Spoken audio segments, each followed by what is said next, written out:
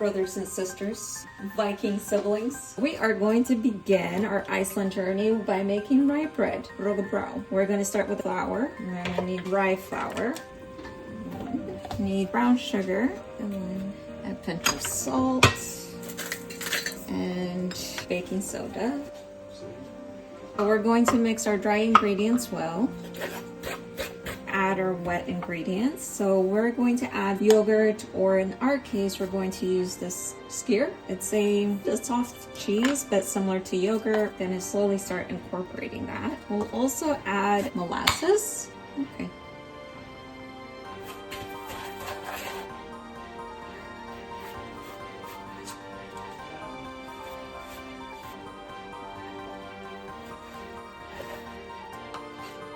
We'll mix until we'll incorporate it, and then we'll put it in a greased pan.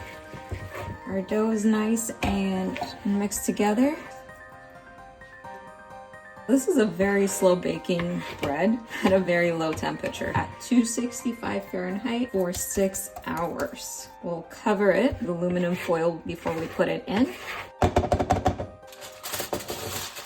Our rye bread, it came out beautifully. Next up on the menu is a potato salad. So we have potatoes here that are still warm, boiled. We're gonna chop them up, put them in a bowl. Potatoes done. We're gonna chop up some shallots. Hard-boiled eggs. Chop them up and put them in. The next item is an apple. Be a lot easier to mix in a bigger bowl. Next comes the pickles. Pickles in. Now comes the dressing. Equal parts yogurt or sour cream and mayo. Lemon juice. And some salt and pepper. Curry powder, just like a dash. Mix. Kartoffel salad, potato salad. Oh, that's gonna be delicious. Fridge, 6 hours. Lamb stew, starting. Begin by searing our lamb. Lamb shanks. You want bone-in lamb, seasoned with salt and pepper.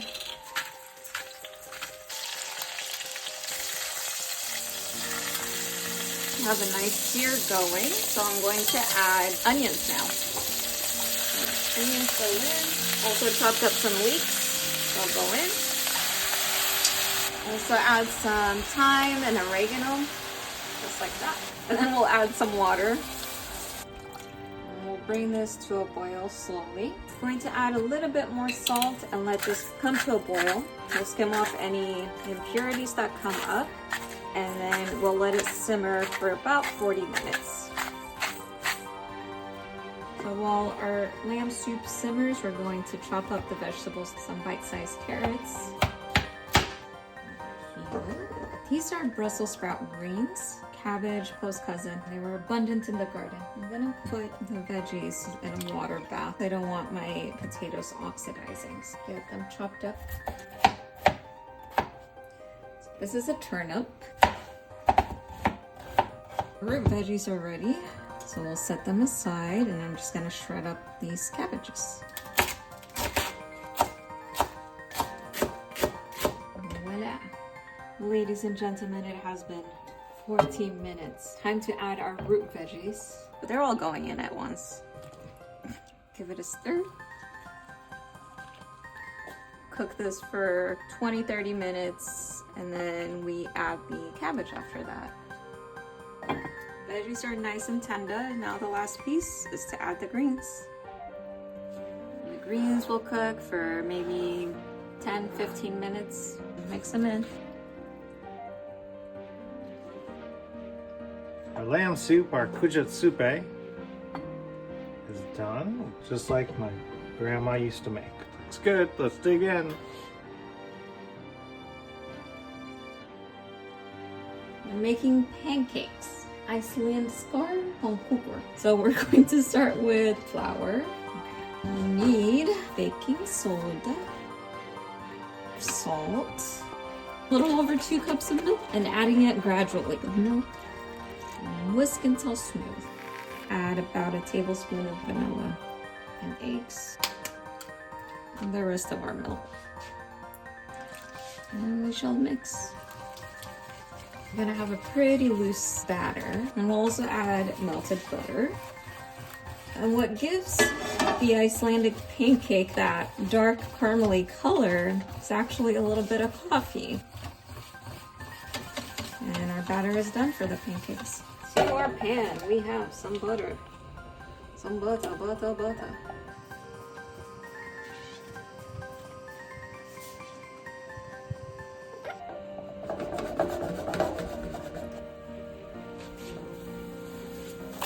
Okay, we did something.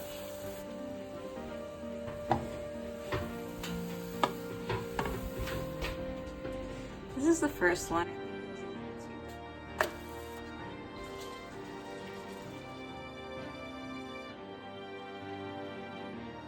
Can't have Icelandic food without having some seafood. So we're going to be making some fiskiboller.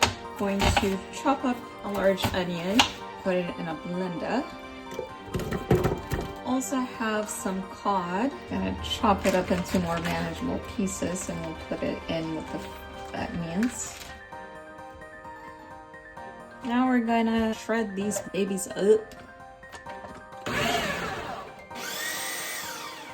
Just pulsing a few times. Lovely.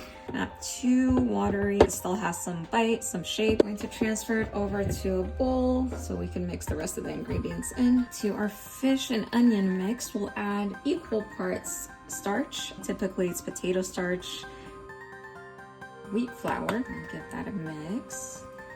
Add some salt and pepper. A couple of eggs. Milk, but we'll go slow. We just want it to help us bind.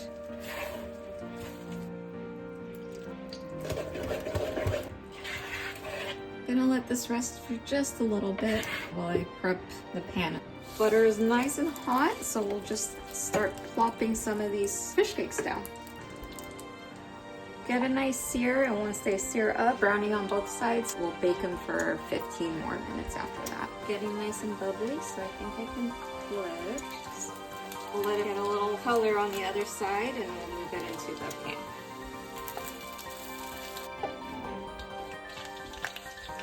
The bounty is done. We're going to put this in the oven for 15 minutes at 390. Finish cooking and get nice and crispy.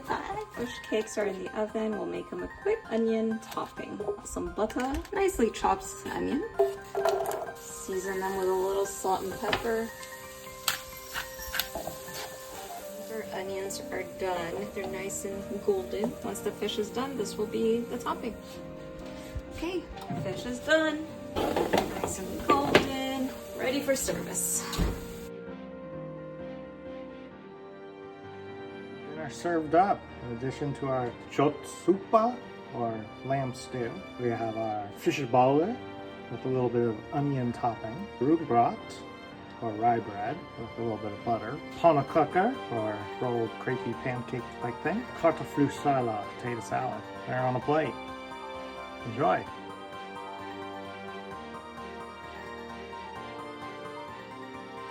When the time comes that you might want a nice sweet treat, you might find yourself eating shon abanshala, which translates to marriage bliss. Now we're going to start with mixing all of our ingredients together in a bowl. We got some steel cut oats. We're going to add some wheat flour, some regular flour, some brown sugar, a bit of baking soda, some eggs, and a whole lot of butter. And that's it, we're done. You just eat it like that with a spoon. Just kidding, you don't eat it with a spoon. You just mix that together. And the best way to do that is with your hands. Now we have a brown goopy mess. We're gonna take our mess and we're gonna shove it into this pan and create a bottom layer.